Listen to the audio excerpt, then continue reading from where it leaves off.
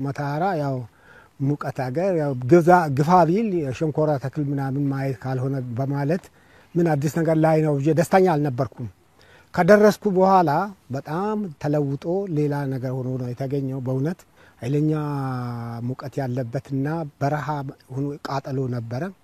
አሁን ሳየው በእውነት ለማመን ተቸግሬያለሁ። ያየሁት ነገር ምንም ያላሰብኩት ነገር ነውና እውነት ለመናገር ኢትዮጵያ ውስጥ ያለ ሁሉ አልመሰለኝም ነበር። መጀመሪያ ስገባ ራሱ ከበሩ ሀሳብ በጣም ነበር ደስ ያለኝ።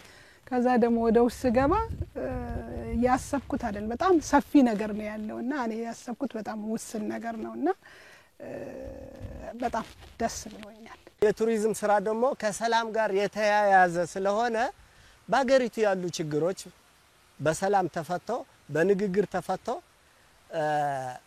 ነገሮች ወደ ኖርማል ከተመለሱ ይሄ እርግጠኛ ነኝ አንድ አልጋ ባዶ ማደር አልነበረበትም። አሁን ብዙ ሰው ብዙ ቱሪስት እያየሁ አይደለም።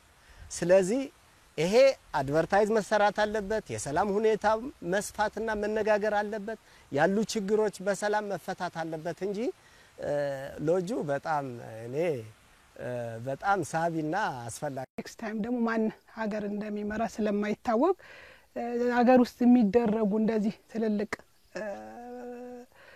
ፕሮጀክቶች የሀገር ሀብት ስለሆኑ በዚህ ላይ ሁሉም ሰው ሁሉም ፓርቲ ተሳትፎ ማድረግ አለበት። ቢያንስ በሐሳብ መደገፍ የሚሰሩ ነገሮችን ማድነቅ የሚጎሉ ነገሮች ደግሞ በዚህ እንደዚህ ነገሮች ቢስተካከሉ እንዲ ነገሮች ቢጨመሩ ብሎ ሐሳብ መስጠት ያው የስልጣኔ ምልክት ይመስለኛል። ለኢትዮጵያ ሕዝብ የሚጠቅም ለትውልድ መጪው ትውልድ የሚጠቅም ስራ ሲሰራ ማመስገን ማበረታታት እና ማመስገንና ማበረታታት እንዳለብኝ አምናለሁኝ እና በተሰራው ላይ በጣም ረክቻለሁ።